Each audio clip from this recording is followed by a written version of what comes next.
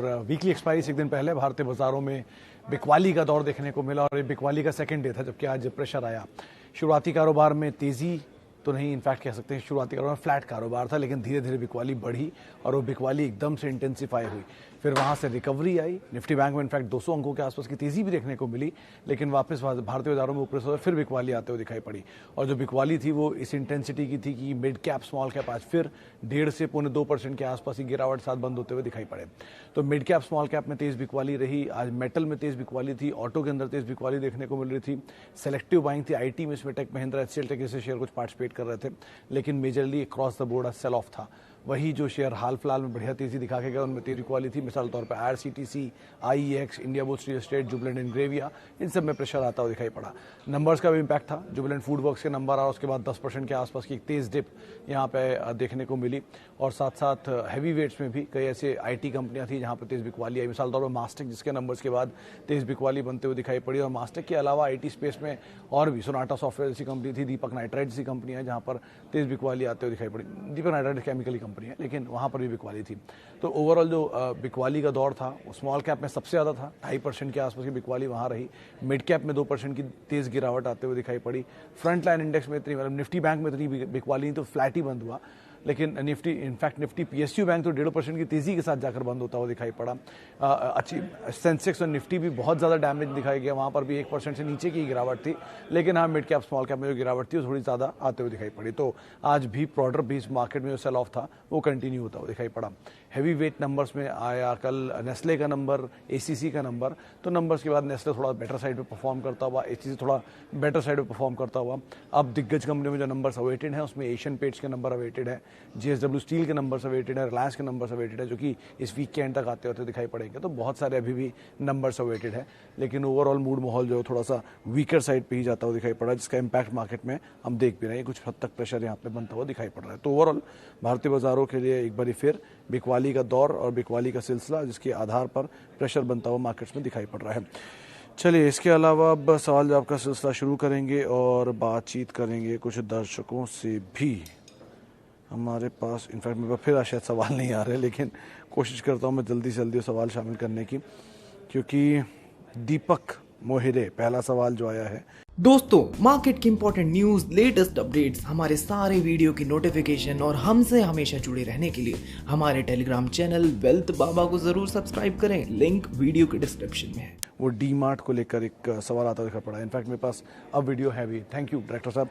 सबसे पहला सवाल डी मार्ट पर। सर, डी मार्ट ऑब्वियसली बात है, बढ़िया तेजी, एक तरफा तेजी दिखा चुका है स्टॉक। तो जो भाव आप देख रहे हैं 200-250 के मल्टीपल पर, तो उतनी बड़ी तेजी के बाद ये स्टॉक अभी ट्रेड करता हुआ दिखाई पड़ रहा है। तो ये थोड़ा सा आपको कॉज ऑफ कंसर्न तो है वैल्यूज़ की जो है, लेकिन ऑब्वियसली बात है क्योंकि एफ&ओ में नहीं है और शॉर्ट नहीं हो सकता है शेयर, तो इसमें सिर्फ इक्विटी छूट सकती है, यानी कोई प्रमोटर या कोई बड़ी एंटिटी इसमें से माल बेचे तभी शेयर नीचे आएगा इजीली।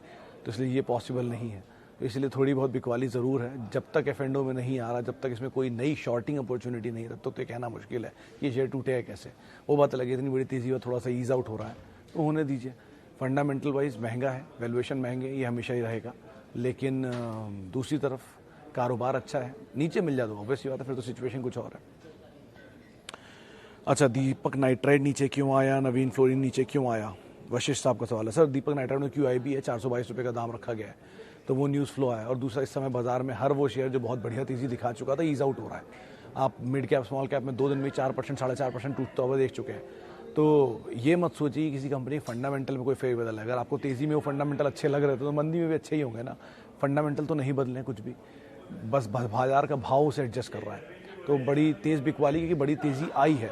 इतनी बड़ी तेज़ी 5 दिनों में लगातार 6 दिन निफ्टी चला है तेज़ी में, पिछले पूरे हफ्ते 5 दिन लगातार तेज़ी में और मंडे को लगातार तेज़ी में।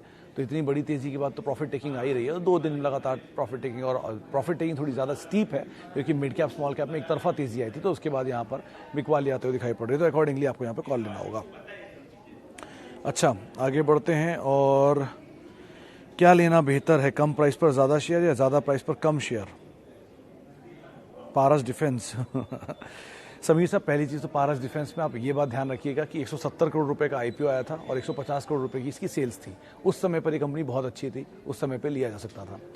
वहाँ से कंपनी 170 करोड़ रुपए 70 रुपये का इसका IPO प्राइस था, वो आज 900 रुपये है। तो इतनी बड़ी तेज़ी दिखा चुका है। आप खुद ही सोचिए, कोई आपको एक अगर कहीं खर्चा करना हो तो आप 170 रुपये खर्च करेंगे या 900 रुपये खर्च करेंगे? ऑब्वियसली बात है, 900 नहीं खर्च करेंगे।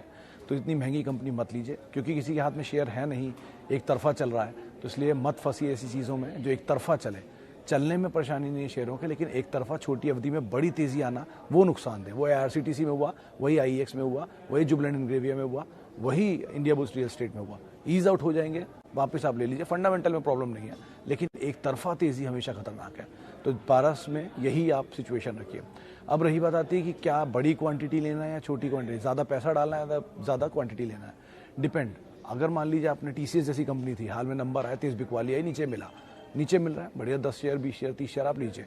HUL फंडामेंटली देश की सबसे बड़ी FMCG कंपनी है, नीचे मिल रहा है। जुबिलेंट फूड 10% नीचे, आज थोड़ा बहुत ले लीजिए, थोड़ा बहुत कल परसों में ले लीजिएगा। कोई कारोबार नहीं बदल रहे हैं, बस शेयर के भाव बदल रहे हैं। तो आप उस भाव को छोड़िए, कारोबार पे फोकस करिए। अगर वो अच्छा है तो आप ज़रूर इनमें एंट्री करिए और लंबी अवधि के लिए रखिए, बढ़िया पोर्टफोलियो बनेगा। अच्छा, IEX 787 200 शेयर। पटेल साहब, IEX के केस में एक चीज़ का ध्यान रखिए, कल नंबर आने वाले हैं, नंबर अच्छे आने का अनुमान है बाजार में। मुनाफा बढ़ेगा, 3 डिजिट में आएगा, 85% ऑपरेटिंग प्रॉफिट मार्जिन आएंगे और बोनस भी आना है। किस तरह का बोनस अनाउंसमेंट होता है, क्या रेशियो है, ये सभी बाकी है। तो कल का इवेंट तो आप देख ही लीजिए, उसके बाद कोई कॉल लीजिएगा। अभी 2 दिन में बाजार ने बहुत हद तक अपनी पोजीशन को हल्का किया, लेकिन बहुत बड़ी तेज़ी दिखा भी चुका है। तो ये थोड़ा सा सिचुएशन एडजस्ट हो रही है। भाव को आप मत देखें, फंडामेंटल को देखें और उसी पे ही फोकस करें। भाव बदलते रहेंगे, नज़रिया उनके हिसाब से बदलता रहेगा। तेज़ी में अच्छा लगेगा, मंदी में बुरा लगेगा। लेकिन अगर कोई कंपनी, मारुति आज भी गाड़ियाँ उतनी ही बेच रही है, हीरो आज भी बाइक्स उतनी ही बेच रही है, जुबिलेंट की उतनी ही पिज्ज़ा बेच रहे हैं, HUL आज भी 10 में से 9 घर इस्तेमाल कर रहे हैं, तो ये सब कुछ सेम है, बस भाव ऊपर नीचे हो रहा है। तो आप फोकस करिए फंडामेंटल के ऊपर, यही वो समय देखने का। अच्छा जी, आगे बढ़ते हैं। और स्मॉल कैप कब तक गिरेगा? शुभाजीत बनर्जी साहब, पहली चीज़, आमी ऑर्गेनिक कंपनी अच्छी है। आशीष कचोलिया साहब बड़े निवेशक हैं, उनका एपेटाइट अलग है, उनका नज़रिया अलग है, जिस हिसाब से उन्होंने बाजार में पैसा डाला है। तो आप वो नज़रिया अगर समझते हैं तो आप ठीक है, बाजार में कोई